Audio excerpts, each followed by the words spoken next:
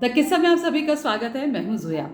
The किस्सा में आज जिन किस्सों का हम जिक्र करने जा रहे हैं वो जिस शख्सियत के बारे में है वो आज खुद द किस्सा पे मौजूद हैं। इनका नाम है कार्तिकेय लोढ़ा। कार्तिकेय लोढ़ा एक लेखक हैं और बेहद घुमक्कड़ हैं। इनकी किताब आजकल इन दिनों बहुत ज़्यादा चर्चा में है। तो आइए कार्तिकेय से ही जानते हैं उनके किस्से इस किताब से जुड़े और उनकी ज़िंदगी से। कार्तिकेय, आपकी जो किताब आई है अनहर्ड, इसका कॉन्सेप्ट क्या है, या यूं कहें तो इसका किस्सा क्या है? तो unheard basically the concept came from heard mindset, जो हम कहते हैं भेड़ चाल, हर्ड HERD, उसको अनहर्ड, उसको तोड़ने का एक मूवमेंट।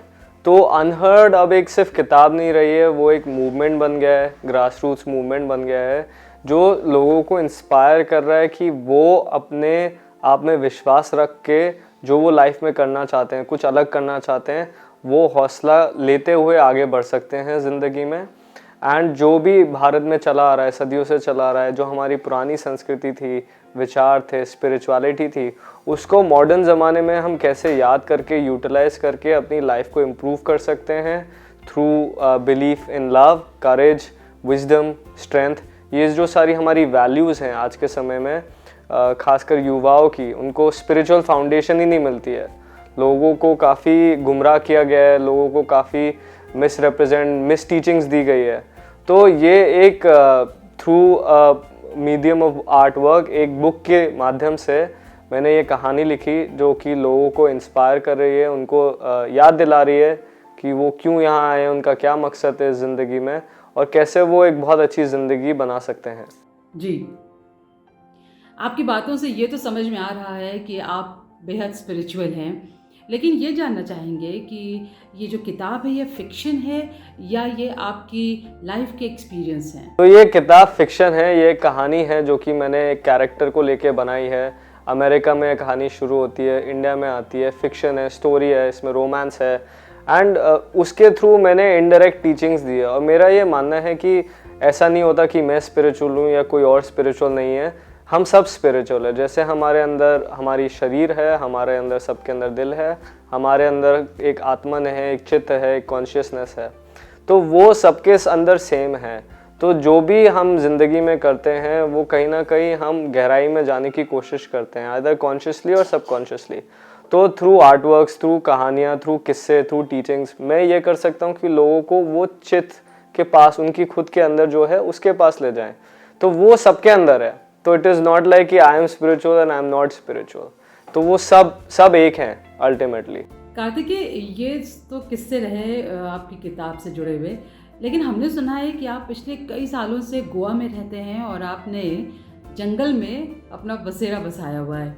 तो ये क्या माजरा है? तो गोवा, एक्चुअली जब भी लोग गोवा सुनते हैं तो उनको लगता है party and all this stuff, जो कि है, गोवा में होता है, बट और भी बहुत अच्छी चीज़ें हैं गोवा में, जो कि वहाँ का नेचर है, जो कि वहाँ पे मैं जहाँ रहता हूँ हम एक बहुत बड़ी कम्युनिटी बन चुके हैं। Community from people from all over the world, who are artist, who are musicians, who are yogis, and सब मिलकर अपने कॉन्शियसनेस को रेज कर रहे हैं, सब मिलकर एक ऑर्गेनिकली काम कर रहे हैं, एक बेहतर जो ज़िंदगी जीने के तरीके हैं, ऑल्टरनेटिव वेज ऑफ लाइफ, जो कि भारत में पहले वैसे ही हम जीते थे, जैसे लोग गुरुकुल में जीते थे, जैसे लोग नेचर बेस्ड जीते थे पहले। अभी आप गाँव में जाओगे तभी भी लोग मिट्टी के घरों में रहते हैं, मिट्टी के घर का खाना बनाते हैं। तो भारत हमेशा से बहुत प्राचीन रहा हुआ है और उसकी सिंप्लिसिटी में उसकी प्राचीनता थी। वो आज के समय में हम इतने मॉडर्न होते जा रहे हैं एंड टेक्नोलॉजी बढ़ती जा रही है, जो कि उसके फ़ायदे भी हैं, वो उसका नुकसान ये है कि हम सिंप्लिसिटी ऑफ लाइफ को भूल गए हैं कि कैसे लाइफ को सिंपली जीना चाहिए, a day to day very simple things, कैसे खाना चाहिए, कैसे पीना चाहिए, कैसे रहना चाहिए, कैसे नेचर से इंटीग्रेटेड रहना चाहिए। तो वो सिंप्लिसिटी की तरह मैं रहता हूँ, मेरे साथ में रहने वाले जो लोग हैं वो रहते हैं, और वो गोवा हो गया, अपने आप ही हो गया, because of what it had to offer. But मैं ये चाहता हूँ कि मेरा जो काम है, जो मैं ये सब भी अभी कर रहा हूँ, मैं ये सिंप्लिसिटी लोगों तक ले जाना चाहता हूँ, बस याद दिलाना चाहता हूँ उन्हें। सुना तो हमने ये भी है कि आप सांप बिच्छुओं के बीच में रहते हैं, ये क्या मामला है? मामला ये है कि आई थिंक मेरा सांपों के साथ बहुत गहरा कनेक्शन है, बचपन से ही रहा है। जब मैं ये सब चीज़ें नहीं भी करता था, मैं अमेरिका में भी जब था, मेरे पास एक लोगों के पास कुत्ते पेट होते हैं, मेरे पास एक स्नेक पेट था मेरे कॉलेज के समय में, और मैं उसको एक्वेरियम जैसे पॉन्ड में मेरे साथ रखता था, उसका नाम कर्मा था। तो स्नेक के साथ मेरा बहुत गहरा रिश्ता है, मैं जहाँ भी जाता हूँ सांप मेरे पास आ जाते हैं, आई डोंट नो व्हाई, मुझे उनसे बिल्कुल डर नहीं लगता। और वो मुझे बहुत ही मिस्टिकल, प्राचीन, और क्योंकि मैं शिवा का भक्त भी हूँ तो हो सकता है वो शिवा अपनी ब्लेसिंग्स मुझे ऐसे देते हैं, मुझे कभी कभार लगता है। But for me snakes are very beautiful creatures. And जैसे आप सिंपल एग्जांपल है कि जैसे हम एक दूसरे से बात करते हैं, इंसान हम आंखों से देखते हैं, दूसरे को पहचान पाते हैं, मटेरियल ऑब्जेक्ट्स को देखते हैं, तो snakes don't communicate like this, वो सिर्फ एनर्जी सेंस करते हैं, ऑरा सेंस करते हैं। तो उनको किसी की एनर्जी अच्छी लगती है, वो उनके पास आकर्षित हो जाते हैं, तो इट्स वाइब्रेशन सेंस करते हैं। Snakes are very spiritual animals. तो यही है, अगर हम नेचर के पास रहते हैं, हमें ना जंगलों से, इन चीज़ों से फिर डर नहीं लगता, क्योंकि हम देखते हैं क्या, जब हम अंदर पीसफुल हैं, हमारी एनर्जी अच्छी है, तो नेचर भी हमें प्रोटेक्ट करता है, ये जानवर भी हमें प्रोटेक्ट करते हैं। Everyone takes care of each other and that is what people need to realise now. आपकी एक और किताब है ड्रीम बियॉन्ड शैडो, जो कि अमेज़ॉन के जंगलों पर केंद्रित है। तो ये वहाँ के अनुभव हैं, आप पेरू कैसे पहुँचे? तो एक्चुअली ड्रीम बियॉन्ड शैडोज मेरी पहली किताब है, उसी से ये सारा जो पिछले 5-6 साल में हुआ है उसी के वजह से शुरू हुआ था। वो 2018 में लॉन्च हुई थी, तो 5 साल हो जाएंगे इस साल उस किताब को लॉन्च हुए। एंड वो किताब मेरी पेरू अमेज़ॉन जंगल में, जब मैं वहाँ के इंडिजिनस लोगों के साथ रहा था, मैंने पेरू अकेले घूमा था और मैं काफ़ी यंग था तब, और उस समय मैंने मेरी लाइफ अमेरिका में थी, मैं वहाँ पे जॉब करता था, तो मैंने वो सब छोड़ा। मेरे को वीज़ा मिल रहा था वहाँ पे, बिजनेस वीज़ा, बट वो मुझे मिलता तो मैं वहाँ पे काफ़ी समय के लिए बस जाता अमेरिका में। तो आई डोंट नो, अंदर की आवाज़ कह लो, जो भी कह लो, किसी ने मुझे वहाँ से निकाला एंड मेरे को पेरू ले गए, मेरे को अमेज़ॉन जंगल ले गए। तो वहाँ से ये शुरुआत हुई एक लेखिकी की, एक स्टोरी टेलिंग की। एंड इंडिया जब मैं वापस आया तो ये सारी चीज़ें अपने आप ही हो गई। मैंने कभी सोचा नहीं था मैं लेखक बनूंगा और ये सब चीज़ें कर रहा हूँ, बट कहीं ना कहीं बिकॉज मैंने कभी ये सोचा नहीं था, मेरे इसमें कोई वेस्टेड इंटरेस्ट नहीं है, तो आई थिंक एक जेन्युइननेस आती है एंड एक ऑथेंटिसिटी आती है। एंड मैं लोगों को कुछ बेवकूफ़ गुमराह करने के लिए ना मुझे ज़रूरत है ना मुझे करना है, तो मैं उनको सिर्फ वो शेयर करता हूँ जो मुझे लगता है मेरे साथ हुआ है, मेरी लाइफ में मुझे चेंज हुआ है, तो वही मैं स्टोरीज़ उनके पास लाता हूँ अपनी किताबों के माध्यम से। क्योंकि मेरा अभी पूरा फोकस अनहर्ड पे जा रहा है, क्योंकि मेरे को ये लगता है कि ये बुक बहुत ही आसान है, बहुत ही ये मैं ये नहीं कह रहा हूँ क्योंकि मैंने लिखी है, बट मुझे भी ऐसा लगता है उसको पढ़ के कि ये बहुत ऑनेस्ट है, ये बहुत सिंपल है, एंड ये बहुत कॉम्प्लिकेटेड चीज़ें हर इंसान को बहुत सिंपली समझा रहा है एक स्टोरी के माध्यम से, जो कि मैं नहीं आपको बता रहा हूँ कि क्या होना चाहिए, it is just a story. And वो story, like we are all story tellers, इंसान हमेशा स्टोरी टेलर्स रहे हैं। हम बचपन से अभी तक खुद को स्टोरीज़ बताते हुए हैं, हमें स्टोरी सुनने में आई है, हमारा तो पूरा कल्चर ही स्टोरीज़, रामायण, भारत, महाभारत, पूरा कल्चर हमारा स्टोरीज़ पे डेवलप्ड है। तो आज के समय में हमें ऐसी स्टोरीज़ लोगों से साथ शेयर करनी चाहिए जो स्टोरीज़ इंस्पायर भी करे लोगों को और इनडायरेक्टली मैसेजेस दे जो कि लोग समझ के इम्प्लीमेंट कर सकते हैं लाइफ में। तो unheard is one of those stories. So I hope कि this story really speaks to people because it is really meant to inspire and really help people understand themselves better। क्योंकि अगर हम अपने रूट्स को, foundations को समझ पाते हैं तो हम जो लाइफ में करने आए हैं वो बहुत स्थिरता, बहुत क्लैरिटी के साथ कर पाते हैं। And life is nothing but a way to become clear. जितना हम प्रेजेंट हो पाते हैं, जितना हम प्रेजेंट मोमेंट में आ पाते हैं, वो क्लैरिटी है। तो यही मेरा फोकस है आज के समय में कि अनहर्ड को और बढ़ाना है, और जितने लोग जुड़े इस मूवमेंट में, मैं खुश होऊंगा कि हम और लोगों को इस मूवमेंट में जोड़ें एंड उनको ये विश्वास दिलाए कि वो ज़िंदगी बदल सकते हैं, वो अपने आप को बदल सकते हैं, वो अपनी राह को, अपने जो भी उनके दिल में है उसको पाने का जज्बा और एक आगे बढ़ने का करेज भी रख सकते हैं। अमेज़ॉन तो ज़्यादातर लोगों ने देखा है नहीं, सिर्फ तस्वीरों में देखा है और ऐसा लगता है कि वहाँ पर आदिवासी रहते होंगे। तो कार्तिक, कुछ इंटरेस्टिंग किस्सा ऐसा हो जो आप हम लोगों से शेयर करना चाहें, हमारे दर्शकों को बताना चाहें? तो अमेज़ॉन जंगल में जो अभी मेन उनका चीज़ है इसकी इंडिजिनस पीपल अभी भी बहुत है वहाँ। नेटिव अमेरिकन, इंडिजिनस जिनको हम बोलते हैं, जो कि ट्राइबल आप कह रहे हो, वही सिमिलर काइंड ऑफ पीपल जो कि अमेज़ॉन्स में अभी भी बहुत सारे तादाद में हैं। और उनका जो कल्चर रहा हुआ है हज़ारों सालों से, living with nature, living in nature, living by nature, वो अभी भी बहुत सिंप्लिसिटी के साथ प्रैक्टिस करते हुए रहते हैं। तो जब मैं उनके साथ रहा, मेरे को बहुत सारी चीज़ें एक्सपीरियंस हुई, which one was integration with nature and why we are here, like how to live. तो वो मेरे को बहुत इंस्पिरेशन मिला वहाँ से। उसी के बाद से मैंने ये सब लिखना शुरू हुआ था। मेरा कॉन्शियसनेस बहुत चेंज हुआ उन लोगों के साथ रह के, बहुत हीलिंग टाइम था मेरे लिए। एंड यही मुझे लगता है, जैसे इंडिया में भी जो हमारे हिमाचल हैं, हमारे जंगल हैं, वहाँ पे बहुत जो पुराने समय से लोग रह रहे हैं, बहुत प्राचीन उनकी स्पिरिचुअल प्रैक्टिसेस हैं, ट्रेडिशंस है, तिब्बत के जो लोग हैं, तो ये सारे जो लोग हैं ना, इनके पास बहुत डेप्थ है और इनसे मैंने बहुत सारी चीज़ें सीखी हैं। तो मुझे लगता है कि कहीं ना कहीं ये डेप्थ, ये सिंप्लिसिटी आम आदमी तक पहुंचना बहुत ज़रूरी है आज के समय में। जिस तरीके से रफ्तार के साथ चीज़ें बदल रही हैं, लोगों को पता ही नहीं है क्या हो रहा है क्या नहीं हो रहा है, वो बस किए जा रहे हैं, मतलब जैसे घूम रहे हैं, बट उनको समझ ही नहीं आ रहा हो क्या रहा है। तो आई थिंक इस समय हमें एक अंदर आके थोड़ा अपने आप को स्थिर करते हुए, दिमाग को स्थिर करते हुए, मेंटल हेल्थ को समझते हुए, ये सारी चीज़ों को समझते हुए एक डीप अंडरस्टैंडिंग की बहुत ज़रूरत है कि हम यहाँ क्यों हैं, क्या करने आए हैं।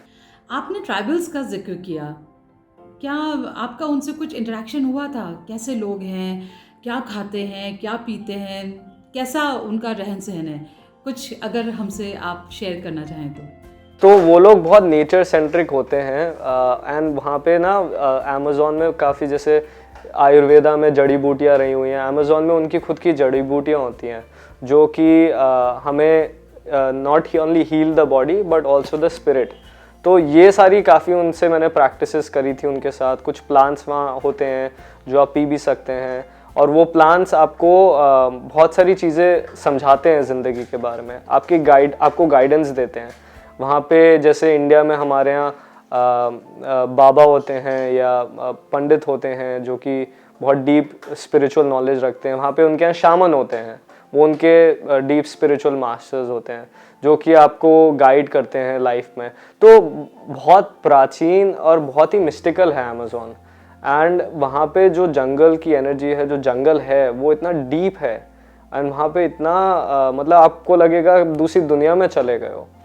एंड वो एक्सपीरियंसेस जब मिलते हैं इंसानों को, एंड वो उस तरीके की डेप्थ मिलती है। मैं इंडिया में भी जंगलों में बहुत रहा हूँ सालों साल, तो वो डेप्थ जो मिलती है ना जंगलों से, वो आपको अलग लेवल पे ले जाती है अंडरस्टैंडिंग ऑफ कॉन्शियसनेस की।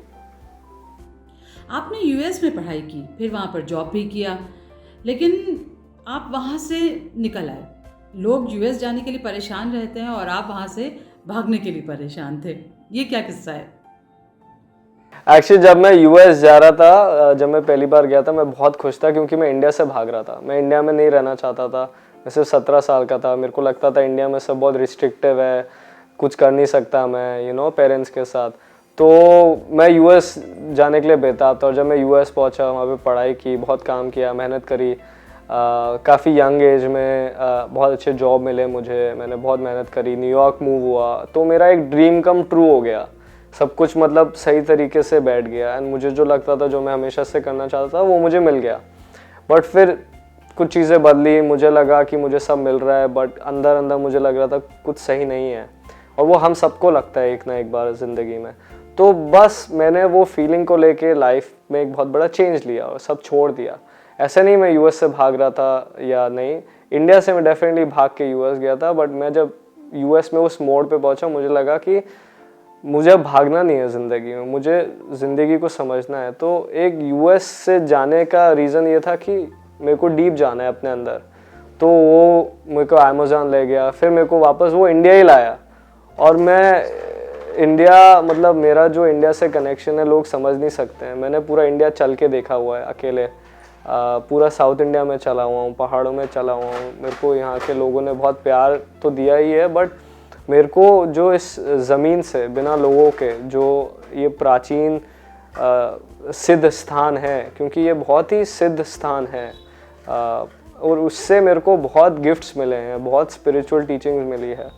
तो मैं इस ज़मीन की बहुत कदर करता हूँ और इस ज़मीन पे जो हम लोग पैदा हुए हैं, मुझे लगता है कि एक बहुत बड़ा ब्लेसिंग है, क्योंकि हम अपने कॉन्शियसनेस को इस धरती पे बहुत बढ़ा सकते हैं, क्योंकि ये हज़ारों साल से भारत में चला है। यहाँ पे इतने संत पैदा हुए हैं, इतनी स्पिरिचुअल नॉलेज निकली है, बुद्ध यहाँ से आए हैं, इतने लोग इस देश में इस धरती पे पैदा हुए हैं। और मेरे को लगता है आज के समय में अगर भारत दुनिया में कोई मैसेज लेके जाता है तो वो है peace, unity, yoga, spirituality, creativity, और यही भारत की स्ट्रेंथ है, यही आज के समय में इस दुनिया को चाहिए। एक अगर मैसेज देना हो कि बिना पैसे के भी ज़िंदगी जी जा सकती है और फिर संतुष्टि कैसे अचीव की जाए, तो वो मैसेज क्या होगा? तो मेरा मानना ये नहीं है कि पैसों से दूर भागना चाहिए, मेरा मानना ये है कि आपको भागना ही नहीं चाहिए।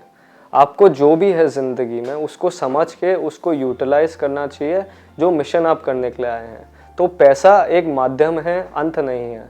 जो भी है हमारे पास ये कैमरा है, हमारे पास पैसा है, हमारे पास लोग हैं, हमारे पास अपनी स्किल्स हैं, हमारे पास अपना दिमाग है, ये सारी चीज़ें हमें किसी वजह से मिली हैं।